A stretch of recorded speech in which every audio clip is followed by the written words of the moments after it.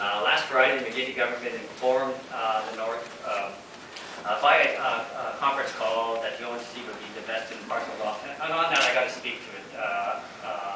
Previous government, I'll give them credit, at least they had some temerity to show up in person and put you up for sale and actually look you in the eye, though that was bad, but at least they had some guts to show up. This guy was on the 7th floor on Cedar Street in Sudbury and read a prepared statement and said, "I'm not taking any questions." So that just shows you where these guys are at. Our members and the communities they live in are devastated by this announcement. This is a terrible decision and will have long-term negative impacts on the economy and the citizens of the North.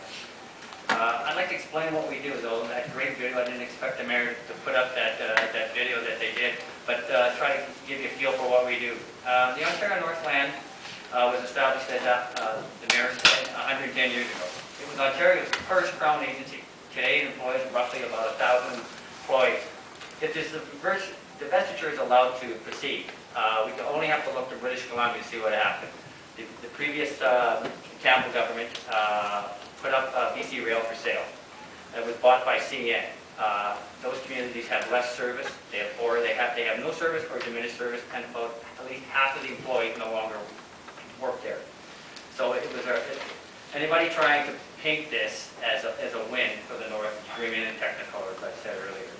Ontario Northland's mandate is to promote social and economic development, linkage, and clustering of communities throughout the North.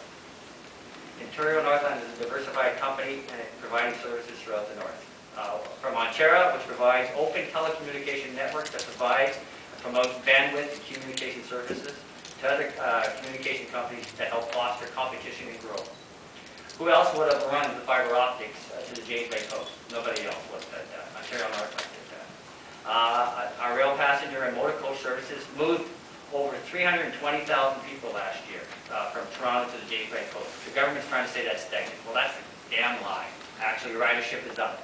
We have communities asking for more services from James Bay to Muskoka. And in fact, a recent study pointed out that on a per capita basis, Ontario Northland moves more people than Via Rail does. Our freight division, though it's going through a tough time due to the Great Recession, provides the vital transportation linkage throughout the North and allows businesses in the entire region to move products to market. At the same time, it ensures competition on freight rates. Our refurbishment division recently completed a 121 boat transit refurbishment coach contract, and to a standard Metrolinx has never seen before in any of their contracts previous to that. On that, as you're aware, we lost the 127 coaches. We were here in July. It's kind of like deja vu for myself. And now we know why we lost it, right? After this Friday's announcement, it's pretty simple to figure out why we lost it. And on that, what really annoys us is as we move forward, we had talked to the government. I met with the former MPP 2 years ago. And we asked her to sole sergeant. Oh, you can't do that, Brian. You can't do that. Mr. O'Donnell, who was Sean O'Donnell from the running trade with this. But you can't do that. Well, I'm not saying the Nick's a liar, but somebody was lying to us because the fact of the matter, they could have. And they didn't even need an act of parliament to do it. All they had to do was tell the ONTC and Metrolinx to work in conjunction with each other and do it. So somebody was making sure that the fix was in. Our shop facilities provide a high degree of trade expertise that keeps an aging rail and motor coach fleet operating and keeps them on the rails and the road. These facilities over the years have provided apprenticeship opportunities to the youth of the North, and if this divestiture happens, those opportunities will be gone. Our clerical staff is the glue that keeps the administration running at Oak Street. Without them, the administration would not be running. In a recent study, and actually that's why Pierre is here to hand out the recent study, it was commissioned by the ONTC, actually paid for by the Ministry of Northern Development and Mines. And actually, MMDM suppressed this report for about a year and a half. It said in it that the total economic impact on northeastern Ontario of the ONTC was to the tune of $209.4 million. Ontario Northland has the same impact on the GDP of northeastern Ontario as all of tourism combined, and over half as much as forestry and logging.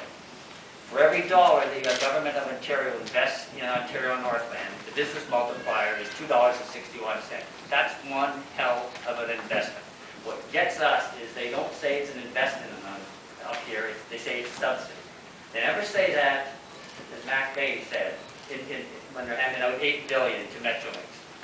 So turning to the McGinty plan to sell off the ONTC, and after listening to Minister Bartolucci and the Chair of the Commission, Mr. Hargrave, explain how it's going to work, and to be honest, I still don't know how it's going to work. But what really jumped out at me is the proposal sounds a lot like Orange. To the people who don't know what Orange is, that's the former Ontario Ambulance Service, which the government spun off to such a rousing success. Right? It's been a disaster. Actually, the government should fall just on that alone. Finance Minister stated today, I read it in the Toronto Star, that besides some of the government buildings that they plan to sell, the only government ministry or agency they intend to sell was the ONTC. Doesn't that sound a bit strange? Why single out the ONTC, right? You would never do that in the South, right? And what we're saying here is we're damn sure not going to allow them to do it here in the North. Everyone should be mad as hell, and this government, we are not going to take it. We tell this government we're not going to take it anymore. We urge Council to say here tonight that to the McGinty government that Ontario Northland is not for sale.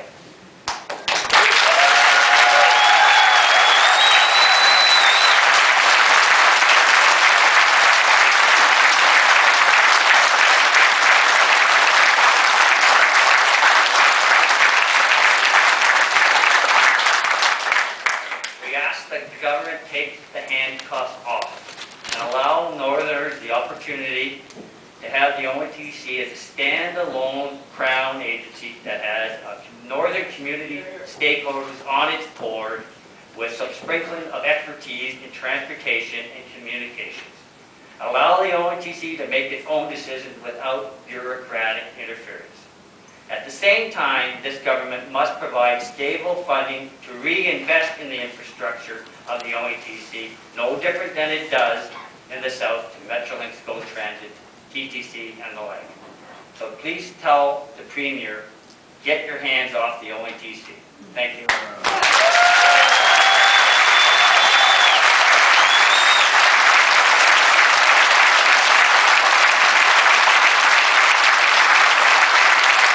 Why?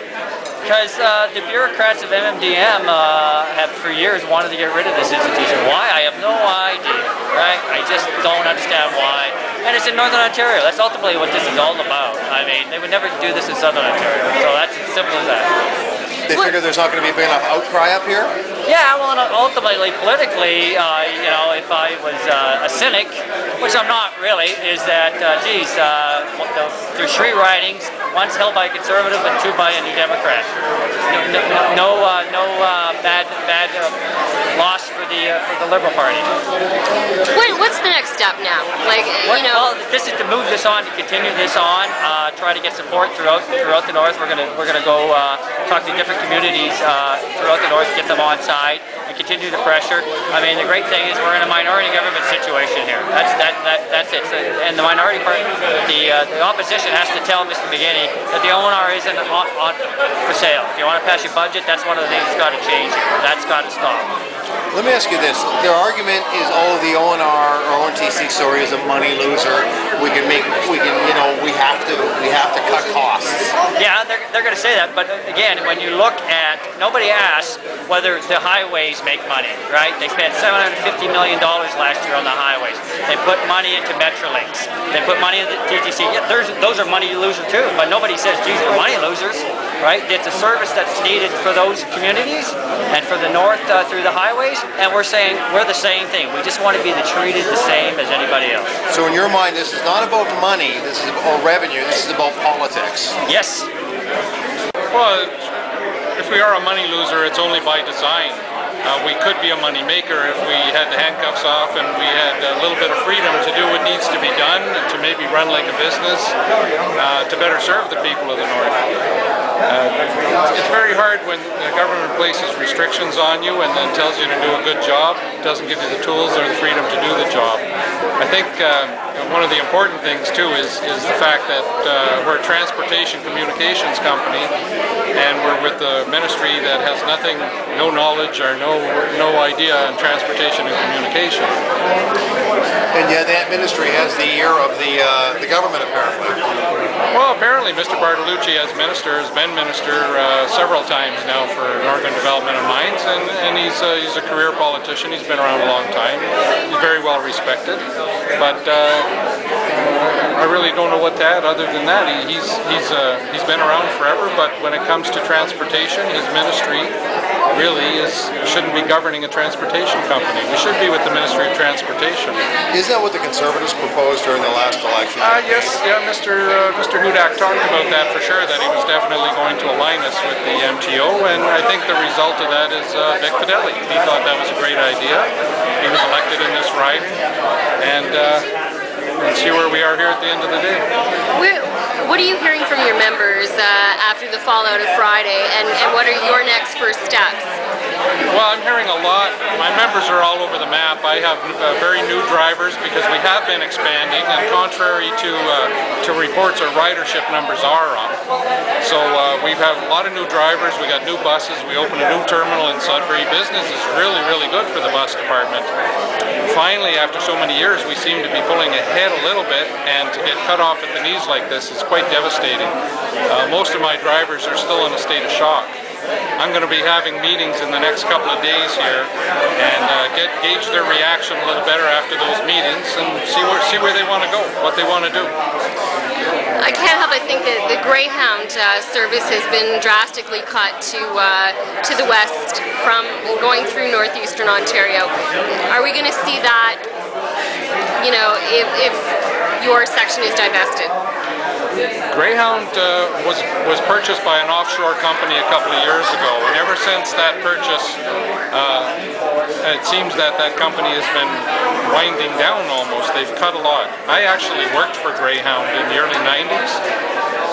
They had 6 buses a day each way between Sault Ste. Marie and Sudbury. Today they have 2.